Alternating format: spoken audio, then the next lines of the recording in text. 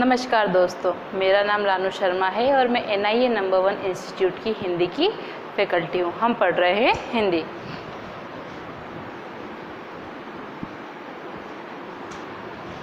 हिंदी में आज हम एक नया टॉपिक शुरू करेंगे जिसका नाम है समास।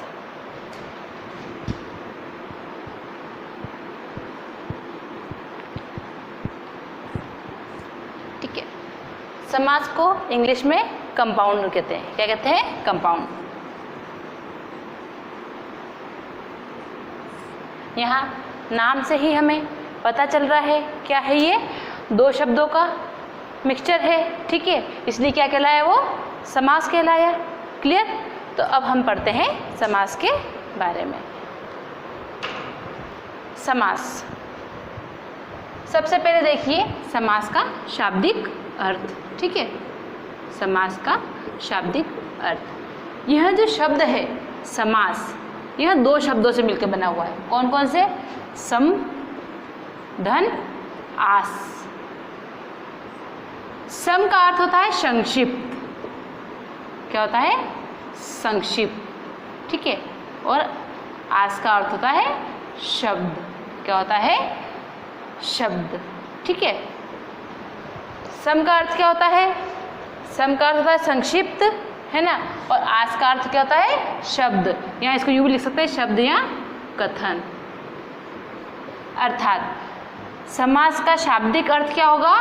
संक्षिप्त शब्द अथवा संक्षिप्त कथन। क्लियर? तो यह था हमारा समास का शाब्दिक अर्थ। यहाँ से हम समझ सकते हैं कि जो समास की प्रक्रिया होती है, समास की जो प्रक्रिया होती है उसमें क्या किया जाता है?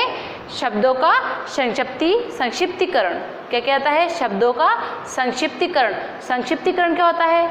मतलब संश्लेषण, मतलब उनको श्रिंक किया जाता है, उनको छोटा किया जाता है। ठीक है, क्लियर? या उनको कंपाउंड किया जाता है। संक्षिप्तीकरण का मतलब क्या होगा? उनको कंपाउंड किया जाता है। क्लियर? तो यहाँ ये था हमारा समास का शाब्दिक अर्थ। क्लियर?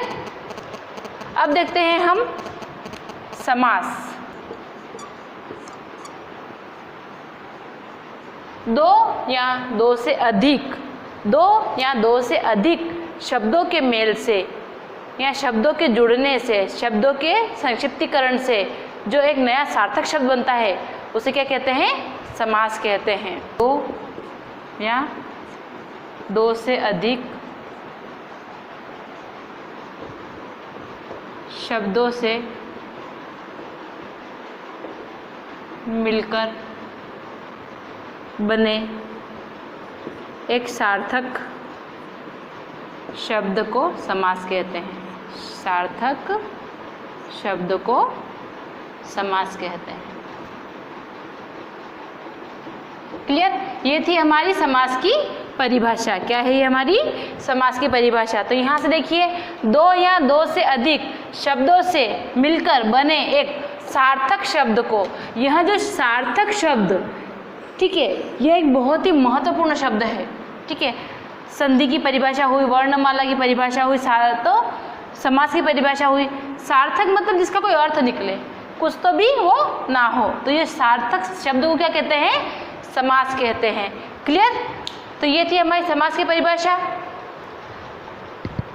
अब हम देखते हैं समस्त पद। क्या देखते हैं? समस्त पद। समस्त पद, या इसको सामसिक पद भी कहते हैं। क्या कहते हैं? सामसिक पद। समास के नियमों के प्रयोग से, समास के नियमों का प्रयोग करके जो शब्द बनते हैं उन्हें क्या कहते हैं? समस्त पद या सामसिक पद कहते हैं। तो इसकी परिभाषा कुछ ऐसी होगी, समास के नियमों के प्रयोग से बने, समास के नियमों के प्रयोग से बने शब्द समस्त पद या सामसिक पद कहलाते हैं। ठीक है, सामसिक पद कहलाते हैं। क्लियर? ये थी हमारी समस्त पद या सामसिक पद। की परिभाषा। क्लियर। तो यहाँ हम पढ़ चुके हैं समास का शाब्दिक अर्थ, समास की परिभाषा और समस्त पद या सांसिक पद की परिभाषा। क्लियर। अब हम देखते हैं समास विग्रह। अभी हम इसका सिर्फ बेसिक पढ़ रहे हैं कि समास में क्या क्या होता है। ठीक है। समास विग्रह और व्यास, यहाँ पे क्या लिखेंगे, व्यास।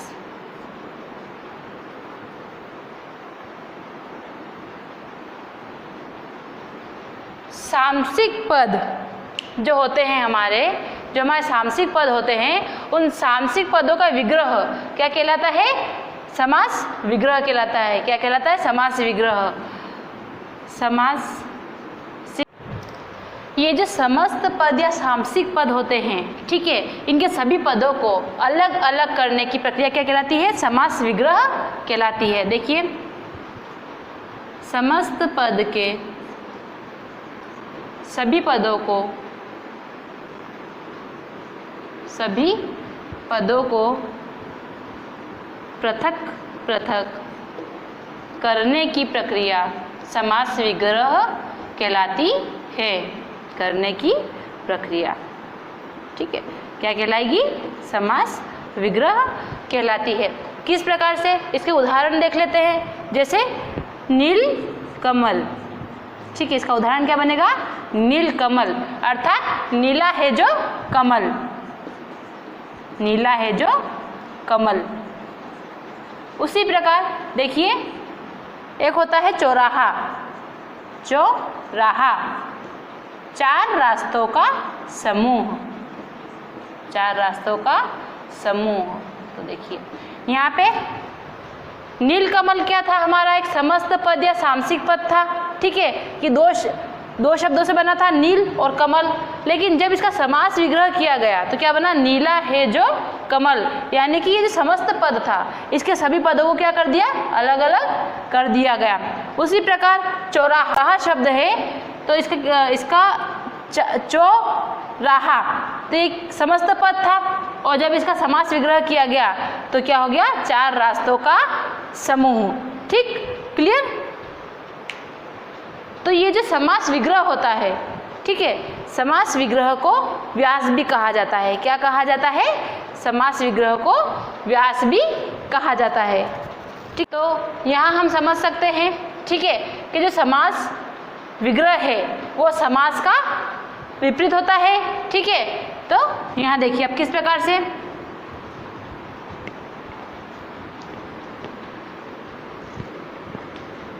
समास का विपरीत, ठीक है, समास का विपरीत क्या होता है,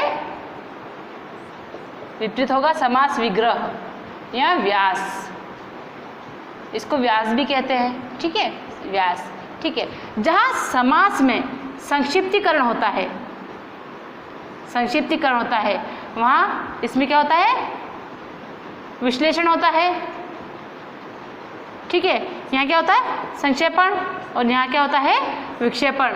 यानी कि समास में हम दो शब्दों को एक साथ जोड़ के समास बनाते हैं, और समास विग्रह में हम उसी शब्द को पुनः तोड़कर उसका विश्लेषण करके समास विग्रह करते हैं। क्लियर।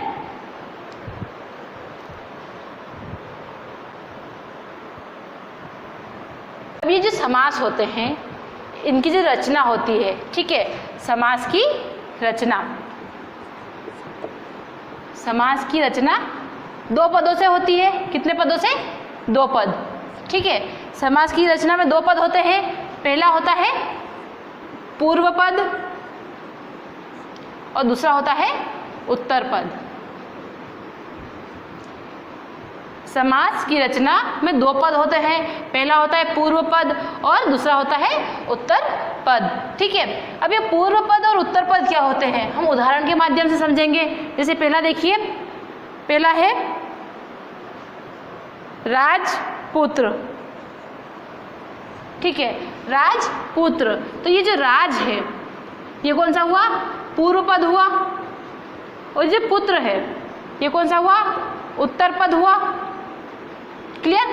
तो इस प्रकार राजपुत्र, तो राज पूर्व पद हो गया, पुत्र उत्तर पद हो गया। लेकिन जब इसका समास विग्रह किया जाएगा तो क्या बनेगा? राजा का पुत्र, राजा का पुत्र। तो अब यह देखिए, जब राजपुत्र का राजा का पुत्र हुआ, ठीक है, तो यहाँ हमें पता चलता है कि का जो समास बनता है तो विभक्ति का लोप हो जाता है, ठीक है, विभक्ति का लोप हो गया। तो कौन सी विभक्ति थी ये? का विभक्ति का लोप हो गया, ठीक है। और इसी प्रकार हम यहाँ राजा का, राजपुत्र से क्या बना? राजा का पुत्र, ठीक है। तो शब्दों में कुछ विकार भी हो जाते हैं, जैसे राज का क्या हो गया? राजा हो गया, क्लियर। तो राजपुत्र का क्या हुआ? राजा का पुत्र। विकार कौन सा आया? राज का राजा हो गया और पुत्र से का पुत्र हो गया, क्लियर। तो ये था हमारा समास की रचना के दो पद, पूर्व पद और उत्तर पद। इसको और उदाहरण के माध्यम से समझते हैं।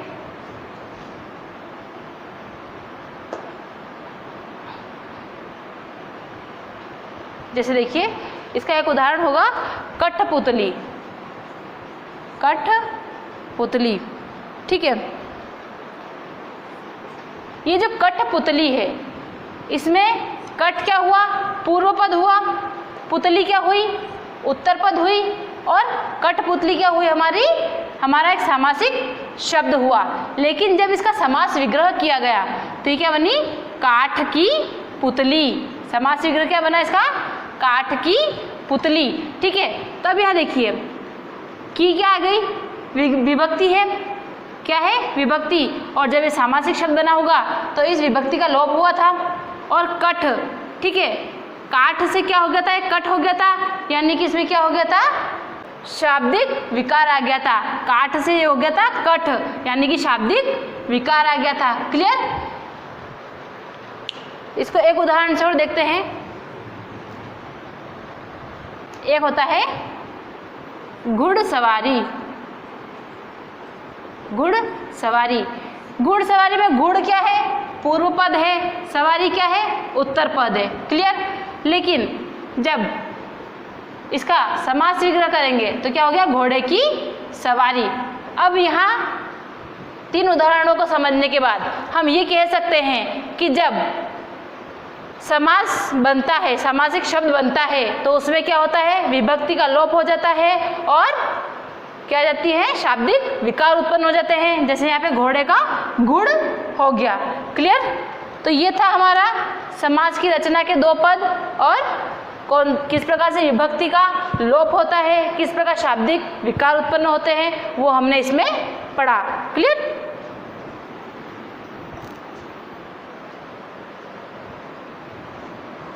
अब हमारा अगला है समास के भेद।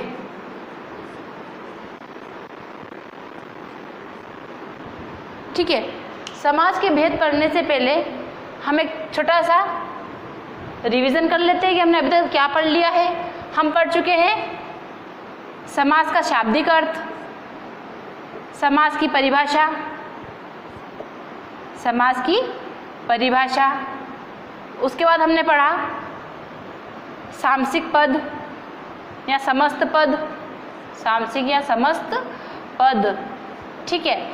उसके बाद हमने पढ़ा समास विग्रह,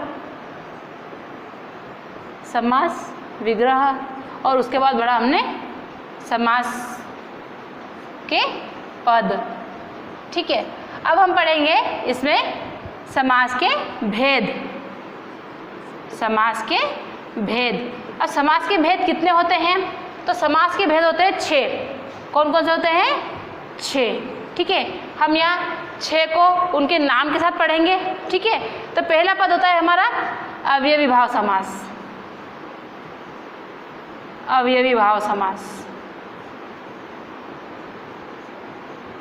इस अवयवी भाव समास को क्या कहते हैं? एडवर्ड बायल। क्या बोलते हैं? एडवर्ड बायल। अवयवी भाव को क्या बोलेंगे? एडवर्ड बायल। और समास को क्या बोलेंगे? समास को क्या बोलेंगे? कंपाउंड। क्या बोलेंगे? कंपाउंड, ठीक है। इसी प्रकार दूसरा होता है हमारा तत्पुरुष समास, तत्पुरुष समास को इंग्लिश में कहते हैं डिटरमिनेटिव कंपाउंड।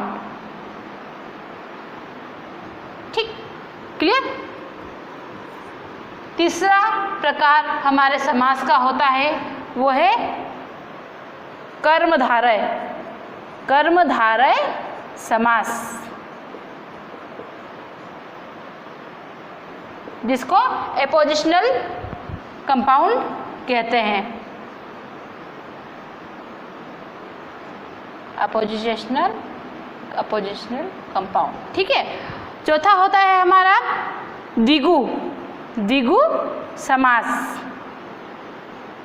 जिसको न्यूमेरल कंपाउंड कहते हैं, ठीक है।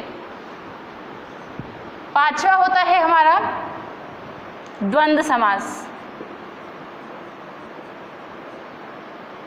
ठीक है, इसको कॉपरेटिव कंपाउंड कहते हैं। और छठा और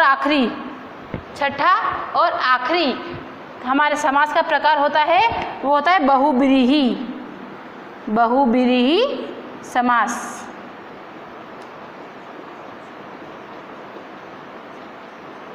ठीक है, जिसको इंग्लिश में क्या कहते हैं एट्रीब्यूटिव कंपाउंड। ठीक, क्लियर। तो ये थे हमारे समास के 6 भेद: अव्ययी भाव समास, तत्पुरुष समास, कर्मधारय समास, द्विगु समास, द्वंद्व समास और बहुब्रीहि समास। हम जब समास पढ़ेंगे तब इन्हीं नामों का प्रयोग करेंगे, ठीक है। वो सिर्फ एक याद रखने के लिए लिखा गया है। तो ये था हमारे समास के 6 भेद।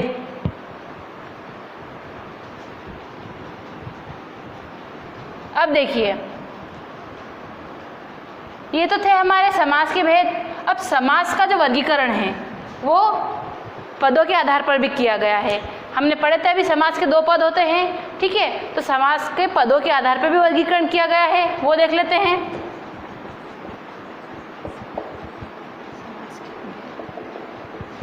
तो समास का पदों के आधार पर वर्गीकरण, समास का पदों के आधार पर वर्गीकरण, ठीक है। समास का पदों के आधार पर वर्गीकरण किस प्रकार से, देखिए, उत्तर पद के आधार पर, उत्तर पद के आधार पर यह 4 प्रकार से किया गया है, ठीक है। पूर्व पद के आधार पर, पूर्व पद के आधार पर,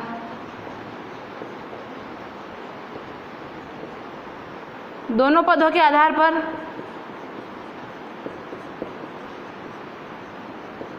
और चौथा होता है दोनों पदों के आधार पर नहीं, दोनों पदों के आधार पर नहीं, ठीक है। तो देखिए, उत्तर पद के आधार पर कि कौन कौन से समास को इस श्रेणी में रखा गया है वो देखिए।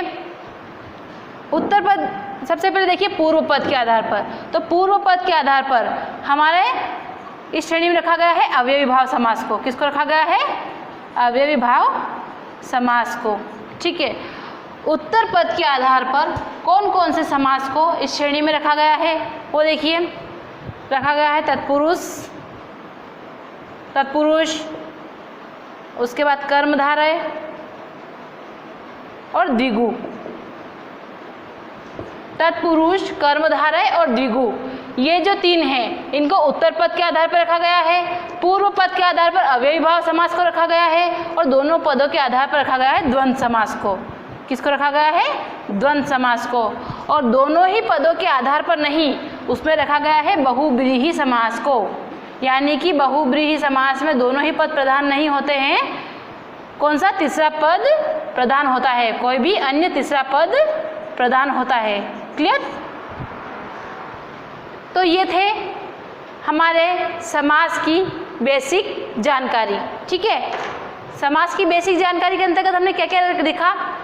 समास का शाब्दिक अर्थ क्या होता है, समास की परिभाषा क्या होती है, समस्त पद या सामसिक पद क्या होते हैं, ठीक है, समास विग्रह या व्यास क्या होता है, ठीक है, समास के पद, उत्तर पद और पूर्व पद, ठीक है, कितने पद होते हैं वो देखें, समास के भेद कितने होते हैं, 6 भेद होते हैं, और समास का पदों के आधार पर वर्गीकरण। तो ये थी आज हमारी बेसिक जानकारी। कल से हम शुरू करेंगे इन 6 जो समास के हमारे ये थे प्रकार, जो हमारे 6 समास के प्रकार थे, इनको हम परिभाषा और उदाहरण पढ़ना शुरू करेंगे। आज के लिए इतना ही। अगर आपको वीडियो पसंद आया हो तो वीडियो को लाइक करें, शेयर करें, चैनल को सब्सक्राइब करना ना भूलें। धन्यवाद।